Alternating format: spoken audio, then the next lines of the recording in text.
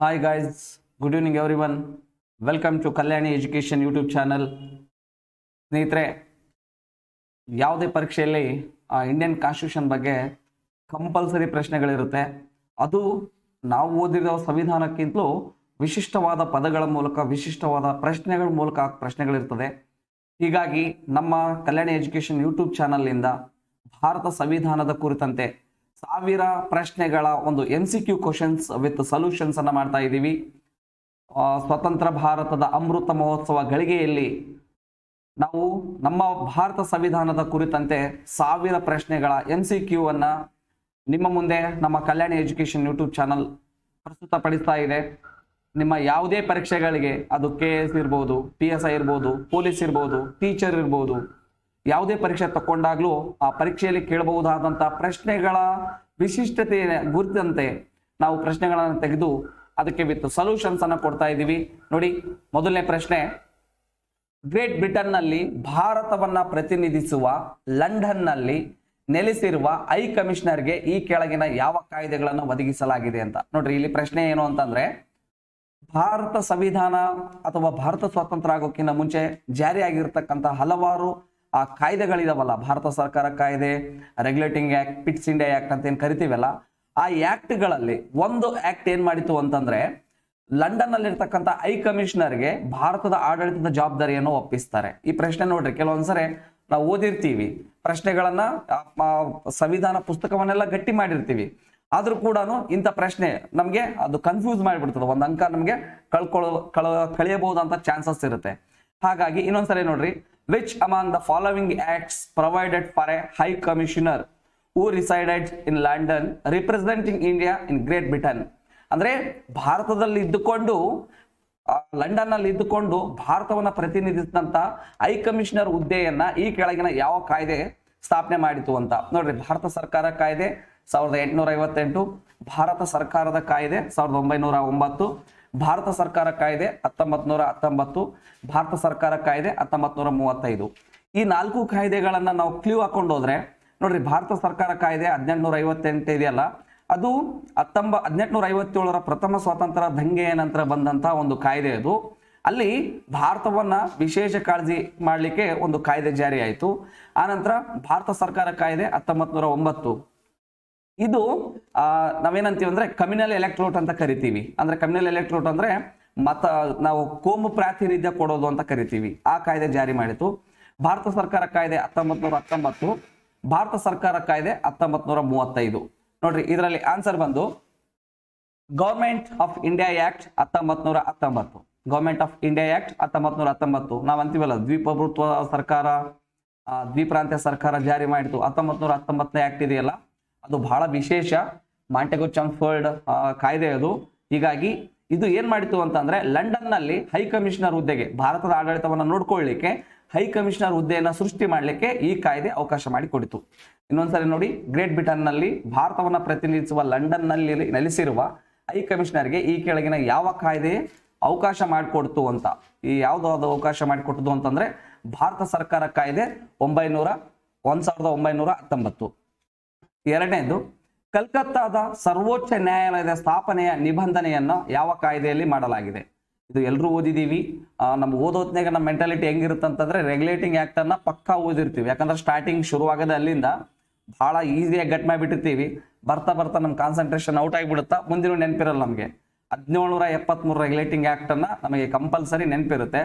ಕಲ್ಕತ್ತಾದ ಸರ್ವೋಚ್ಚ ನ್ಯಾಯಾಲಯದ ಸ್ಥಾಪನೆಯ ನಿಬಂಧನೆಯನ್ನ ಯಾವ ಕಾಯ್ದೆ ಮಾಡಲಾಗಿದೆ?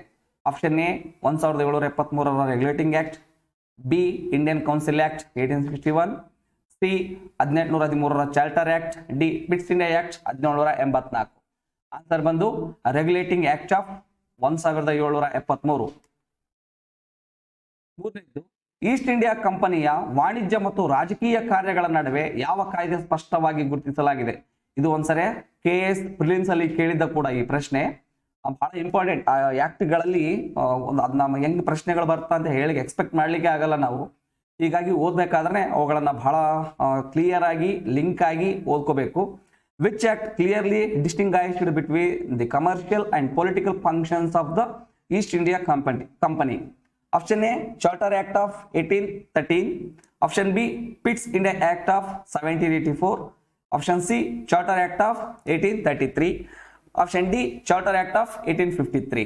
ನೋಡ್ರಿ ಇಲ್ಲಿ ಆಪ್ಷನ್ ಬಿ ಬಂದು ಪಿಟ್ಸ್ ಇಂಡಿಯಾ ಆಕ್ಟ್ 1784ರ ಪಿಟ್ಸ್ ಇಂಡಿಯಾ ಆಕ್ಟ್ ಏನ್ ಹೇಳ್ತಾ ಅಂತಂದ್ರೆ ಅಲ್ಲಿವರೆಗೂ ಕೇವಲ ವಾಣಿಜ್ಯ ಕಾರ್ಯಗಳನ್ನ ಮಾಡ್ಕೊಂಡು ಬರ್ತಾ ಇದ್ದಂತಹ ಬ್ರಿಟಿಷ್ ಸರ್ಕಾರಕ್ಕೆ ಈ 1784ರ ಪಿಟ್ಸ್ ಇಂಡಿಯಾ ಆಕ್ಟ್ ಏನ್ ಮಾಡುತ್ತಾ ಅಂತಂದ್ರೆ ವಾಣಿಜ್ಯ ಮತ್ತು ರಾಜಕೀಯ ಕಾರ್ಯಗಳನ್ನ ಸ್ಪಷ್ಟವಾಗಿ ಅದು ಡಿಫ್ರೆನ್ಶಿಯೇಟ್ ಮಾಡುತ್ತೆ, ಡಿಸ್ಟಿಂಗ್ವಿಶ್ ಮಾಡುತ್ತೆ. ಕ್ವಶನ್ ನಂಬರ್ 4, ಬ್ರಿಟಿಷ್ ಭಾರತದಲ್ಲಿ ಯಾವ ಕಾಯ್ದೆಯು ಭಾರತೀಯ ಸಾಹಿತ್ಯದ ಉತ್ತೇಜನ ಮತ್ತು ವಿಜ್ಞಾನದ ಪ್ರಚಾರಕ್ಕಾಗಿ ಹಣಕಾಸಿನ ಅನುದಾನವನ್ನ ಒದಗಿಸಿತು? ಇಲ್ಲಿವರೆಗೂ ನಾವು ಪ್ರಶ್ನೆಗಳೇನು ಕೇಳ್ತಾ ಇತ್ತು ಅಂದ್ರೆ ಶಿಕ್ಷಣಕ್ಕಾಗಿ ಅನುದಾನವನ್ನ ಮೀಸಲಿಟ್ಟಂತಹ ಆಕ್ಟ್ ಯಾವುದು ಅಂತ ಕೇಳ್ತಾ ಇದ್ರು. ಆದ್ರೆ ಪ್ರಶ್ನೆ ಸ್ವಲ್ಪ ಟ್ವಿಸ್ಟ್ ಇದೆ. ಏನಿದೆ ಇದು ಅಂತಂದ್ರೆ which act during British India provided financial grant for encouragement of Indian literature and promotion of science? ಅಂದ್ರೆ ಬ್ರಿಟಿಷ್ ಭಾರತದಲ್ಲಿ ಯಾವ ಕಾಯ್ದೆಯು ಭಾರತೀಯ ಸಾಹಿತ್ಯದ ಉತ್ತೇಜನ ಮತ್ತು ವಿಜ್ಞಾನದ ಪ್ರಚಾರಕ್ಕಾಗಿ ಹಣಕಾಸಿನ ಅನುದಾನವನ್ನ ಒದಗಿಸಿತು ಅಂತೇಳಿ. ನೋಡ್ರಿ, ಚಾರ್ಟರ್ ಆಕ್ಟ್ ಆಫ್ 1813, 1813ರ ಚಾರ್ಟರ್ ಆಕ್ಟ್ ಅದು ಇಂಗ್ಲಿಷ್ ಸಾಹಿತ್ಯಕ್ಕೂ ಆಗಿರ್ಬೋದು, ಭಾರತೀಯರ ಶಿಕ್ಷಣಕ್ಕಾಗಿರ್ಬೋದು, ಜೊತೆಗೆ ಭಾರತೀಯ ಸಾಹಿತ್ಯದ ಉತ್ತೇಜನ ಮತ್ತು ವಿಜ್ಞಾನದ ಪ್ರಚಾರಕ್ಕಾಗಿ ಹಣಕಾಸಿನ ಅನುದಾನವನ್ನ ಒದಗಿಸಿತು 1813ರ ಚಾರ್ಟರ್ ಆಕ್ಟ್. 5ನೇ ಪ್ರಶ್ನೆ, ಭಾರತದ ಮೊದಲ ಗವರ್ನರ್ ಜನರಲ್ ಯಾರು? ನೋಡ್ರಿ, ಗವರ್ನರ್ ಜನರಲ್ ಹೆಂಗ ನಾವು ಡಿಫ್ರೆನ್ಶಿಯೇಟ್ ಮಾಡ್ಬೇಕಂದ್ರೆ ಬಂಗಾಳ ಆಳ್ಕೆ ಮಾಡ್ತಿರ್ಬೇಕಾದ್ರೆ ಕೇವಲ ಬಂಗಾಳಕ್ಕೆ ಸೀಮಿತಪಟ್ಟಂತೆ ಗವರ್ನರ್ ಜನರಲ್ ಇದ್ದ, ಅದು ವಾರನ್ ಹೇಸ್ಟಿಂಗ್ಸ್ ಆಗಿದ್ರು ಅಂದ್ರೆ ಫಸ್ಟ್ನೇ ಆಪ್ಷನ್ ಅಲ್ಲ. ಅದಾದ್ಮೇಲೆ ಇಡೀ ಭಾರತಕ್ಕೆ ಅಂದ್ರೆ ಇಡೀ ಬ್ರಿಟಿಷ್ ಸರ್ಕಾರ ಇಡೀ ಭಾರತವನ್ನ ನಿಯಂತ್ರಣ ತಕೊಂಡಾದ್ಮೇಲೆ ಇಡೀ ಭಾರತದ ಮೊದಲ ಗವರ್ನರ್ ಜನರಲ್ ಯಾರು ಅಂತ ಪ್ರಶ್ನೆ ಇದು. ನೋಡ್ರಿ, ಆಪ್ಷನ್ ಎ ವಾರನ್ ಹೇಸ್ಟಿಂಗ್ಸ್ ಬಂಗಾಳದ ಗವರ್ನರ್ ಜನರಲ್. ಆದ್ರೆ ಇಡೀ ಭಾರತದ ಮೊದಲ ಗವರ್ನರ್ ಜನರಲ್ ಯಾರು ಅಂತಂದ್ರೆ Lord William Bentinck. Lord William Bentinck. 6ನೇ ಪ್ರಶ್ನೆ, ಯಾವ ಕಾಯ್ದೆಯು ಈಸ್ಟ್ ಇಂಡಿಯಾ ಕಂಪನಿಯನ್ನ ರದ್ದುಪಡಿಸಿತು ಮತ್ತು ಸರ್ಕಾರ, ಪ್ರಾಂತ್ಯಗಳು ಮತ್ತು ಆದಾಯದ ಅಧಿಕಾರವನ್ನ ಬ್ರಿಟಿಷ್ ಕ್ರೌನ್ಗೆ ವರ್ಗಾಯಿಸಿತು? ನೋಡ್ರಿ, ಪ್ರಶ್ನೆ ಕೆಲವೊಂದ್ಸರಿ ಹಿಂಗೆ ಇರ್ತದ. ಇಲ್ಲಿ ಬ್ರಿಟಿಷ್ ರಾಣಿಗೆ ಅಂತಂದ್ರೆ ಎಲ್ಲರೂ ಆಗ್ಬಿಡ್ತೀವಿ ನಾವು, ಕನ್ನಡ ಮೀಡಿಯಂ ಇಂದ ಹೋದವರು ಬ್ರಿಟಿಷ್ ರಾಣಿ ಅಂತಂದಾಗ ಪಟಕ್ನೆ ಆಗ್ಬಿಡ್ತೀವಿ. ಇಲ್ಲಿ ಟ್ವಿಸ್ಟ್ ಮಾಡೋ ಸಲುವಾಗಿ ಕೆಲವೊಂದ್ಸರಿ ಕ್ರೌನ್ ಅಂತ ಹಾಕಿರ್ತಾನೆ. ಕ್ರೌನ್ ಬ್ರಿಟಿಷ್ ಸಾಮ್ರಾಜ್ಯಕ್ಕೆ ಅಂದ್ರೆ ಬ್ರಿಟಿಷ್ ರಾಣಿಗೆ ವರ್ಗಾಯಿಸಿತು ಅಂತ. Which act abolished the East India Company and transfer the powers of government, territories and revenues to the British crown? 1853ರ ಚಾರ್ಟರ್ ಕಾಯ್ದೆ, ಬಿ ಭಾರತ ಸರ್ಕಾರದ ಕಾಯ್ದೆ 1858, ಸಿ 1861ರ ಭಾರತೀಯ ಕೌನ್ಸಿಲ್ಗಳ ಕಾಯ್ದೆ, ಡಿ 1892ರ ಭಾರತೀಯ ಮಂಡಳಿಗಳ ಕಾಯ್ದೆ. ಆನ್ಸರ್ ನೋಡಿ, government of India act 1858, Bharat ಸರ್ಕಾರ ಕಾಯ್ದೆ 1858. 1857ರಲ್ಲಿ ಏನ್ ಭಾರತ ಸ್ವತಂತ್ರ ಸಂಗ್ರಾಮ ಆಯ್ತಲ್ಲ, ಭಾರತದ ಪ್ರಥಮ ಸ್ವತಂತ್ರ ಸಂಗ್ರಾಮ, ಅದ್ರ ನಂತರ ಅಲ್ಲಿವರೆಗೆ ಇರ್ತಕ್ಕಂಥ ಈಸ್ಟ್ ಇಂಡಿಯಾ ಕಂಪನಿಯನ್ನ ರದ್ದುಪಡಿಸಿ ಭಾರತ ಸರ್ಕಾರದ ಅಂದ್ರೆ ಭಾರತದ ಪ್ರಾಂತ್ಯಗಳಾಗಿರ್ಬೋದು, ಆದಾಯ ಆಗಿರ್ಬೋದು ಅಥವಾ ಆಡಳಿತ ಆಗಿರ್ಬೋದು, ಅದೆಲ್ಲವೂ ಕೂಡ ಬ್ರಿಟಿಷ್ ರಾಣಿಗೆ ವರ್ಗಾಯಿಸುತ್ತೆ. ಇನ್ಮೇಲಿಂದ ಕಾಯ್ದೆಗಳೆಲ್ಲವೂ ಅಲ್ಲಿಂದ ಬರುತ್ತೆ.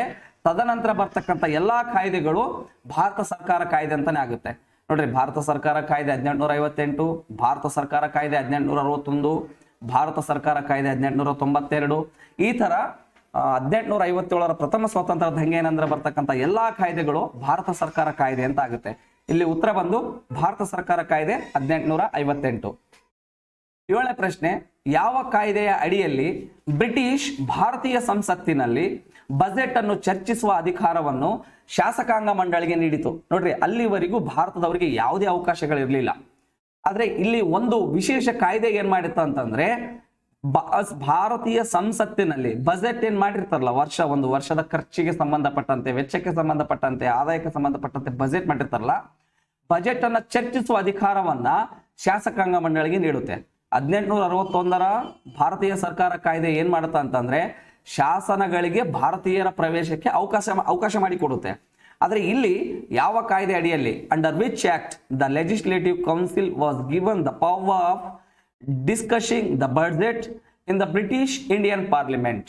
ಅಂದ್ರೆ ಬಜೆಟ್ ಅನ್ನ ಚರ್ಚಿಸುವ ಅಧಿಕಾರವನ್ನ ಈ ಕೆಳಗಿನ ಯಾವ ಕಾಯ್ದೆ ನೀಡಿತು ಅಂತ ನೋಡಿ. ಇಲ್ಲಿ ಆಪ್ಷನ್ ಬಂದು ಇಂಡಿಯನ್ ಕೌನ್ಸಿಲ್ಸ್ ಆಕ್ಟ್ ಅಂದ್ರೆ ಭಾರತೀಯ ಮಂಡಳಿಗಳ ಕಾಯ್ದೆ 1892. ಆಪ್ಷನ್ ಸರಿಯಾದ್ದು. ಅಂದ್ರೆ ಬಜೆಟ್ ಮೇಲೆ ಚರ್ಚೆ ಮಾಡುವ ಅಧಿಕಾರವನ್ನ ನೀಡಿರ್ತಕ್ಕಂಥ ಕಾಯ್ದೆ ಯಾವುದು ಅಂತಂದ್ರೆ 1892ರ ಕಾಯ್ದೆ.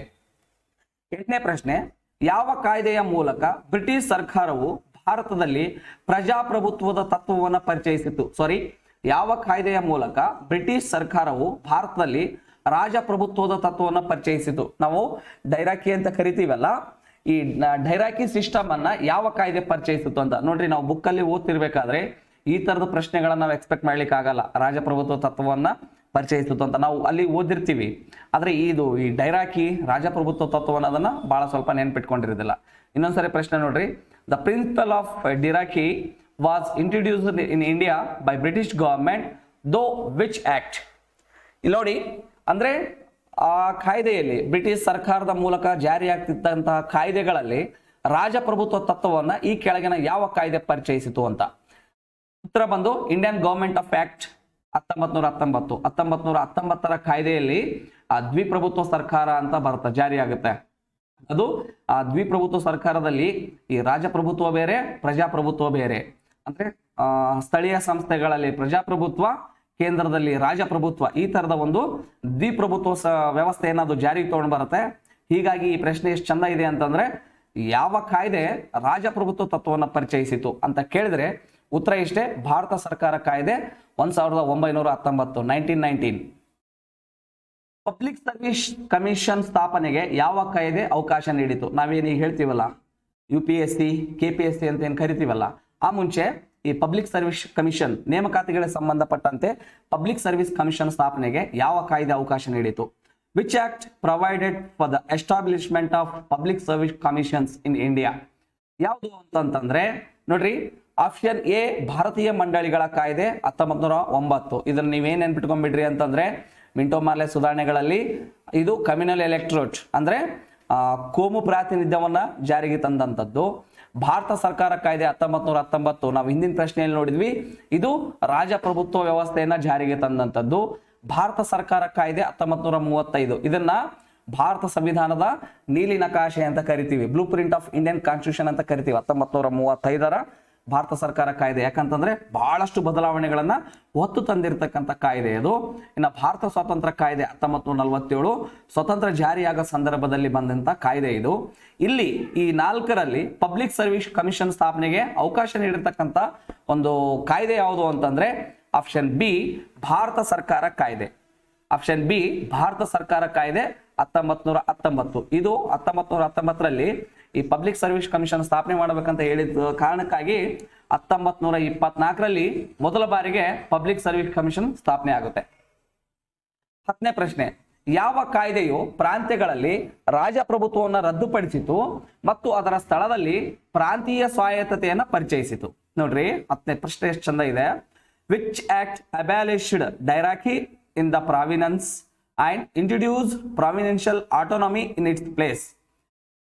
ಯಾವ ಕಾಯ್ದೆಯು ಪ್ರಾಂತ್ಯಗಳಲ್ಲಿ ರಾಜಪ್ರಭುತ್ವವನ್ನು ರದ್ದುಪಡಿಸಿತು ಮತ್ತು ಅದರ ಸ್ಥಳದಲ್ಲಿ ಪ್ರಾಂತೀಯ ಸ್ವಾಯತ್ತತೆಯನ್ನ ಪರಿಚಯಿಸಿತು? ನಿಮ್ಗೆ ಆಗ್ಲೇ ನೋಡಿದೀವಿ ನಾವು ರಾಜಪ್ರಭುತ್ವವನ್ನ ಯಾವ ಕಾಯ್ದೆ ಜಾರಿಗೆ ತಗೊಂಡ್ಬಂದಿತ್ತು ಅಂತ. ಆಪ್ಷನ್ ಎ ಭಾರತೀಯ ಮಂಡಳಿಗಳ ಕಾಯ್ದೆ 1909, ಅದು ರಾಜಪ್ರಭುತ್ವವನ್ನು ಹೇಳಿಲ್ಲ. ಭಾರತ ಸರ್ಕಾರ ಕಾಯ್ದೆ 1919, ಇದು ರಾಜಪ್ರಭುತ್ವ ವ್ಯವಸ್ಥೆಯನ್ನ ಜಾರಿಗೆ ತಗೊಂಡ್ ಬಂದಿತ್ತು. ಭಾರತ ಸರ್ಕಾರ ಕಾಯ್ದೆ 1935. ಆಪ್ಷನ್ ಡಿ ಮೇಲಿನ ಯಾವುದೂ ಅಲ್ಲ. ಉತ್ತರ ಬಂದು 1935ರ ಭಾರತ ಸರ್ಕಾರ ಕಾಯ್ದೆ. ಅಂದ್ರೆ ಅಲ್ಲಿವರೆಗೆ ಇದ್ದಂತಹ ಈ ರಾಜಪ್ರಭುತ್ವ ಆಗಿರ್ಬೋದು ಅಥವಾ ದ್ವಿ ಸರ್ಕಾರ ಪದ್ಧತಿ ಆಗಿರ್ಬೋದು, ದ್ವಿಪ್ರಭುತ್ವ ಆಗಿರ್ಬೋದು, ಅವೆಲ್ಲವನ್ನ ರದ್ದು ಮಾಡಿ ಇದು ಪ್ರಾಂತೀಯ ಸ್ವಾಯತ್ತತೆಯನ್ನು ಪರಿಚಯಿಸ್ತಕ್ಕಂಥ ಕಾಯ್ದೆ 1935ರ ಭಾರತ ಸರ್ಕಾರ ಕಾಯ್ದೆ. Thank you friends. ಪ್ರತಿದಿನ 10 ಪ್ರಶ್ನೆಗಳನ್ನ ಭಾರತ ಸಂವಿಧಾನಕ್ಕೆ ಸಂಬಂಧಪಟ್ಟಂತೆ ಪ್ರತಿದಿನ 10 ಪ್ರಶ್ನೆಗಳನ್ನ ನಮ್ಮ ಕಲ್ಯಾಣಿ ಎಜುಕೇಶನ್ ಯೂಟ್ಯೂಬ್ ಚಾನಲ್, ಅದು ಭಾರತ ಸಂವಿಧಾನಕ್ಕೆ ಸಂಬಂಧಪಟ್ಟಂತೆ ಪ್ರತಿದಿನ 10 ಪ್ರಶ್ನೆಗಳನ್ನ ತಮ್ಮ ಮುಂದೆ ಇಡೋ ಪ್ರಯತ್ನ ಮಾಡಿದ್ದೀವಿ. ನಿಮಗೆ ಇಷ್ಟ ಆದಲ್ಲಿ ಲೈಕ್ ಮಾಡಿ, ಶೇರ್ ಮಾಡಿ.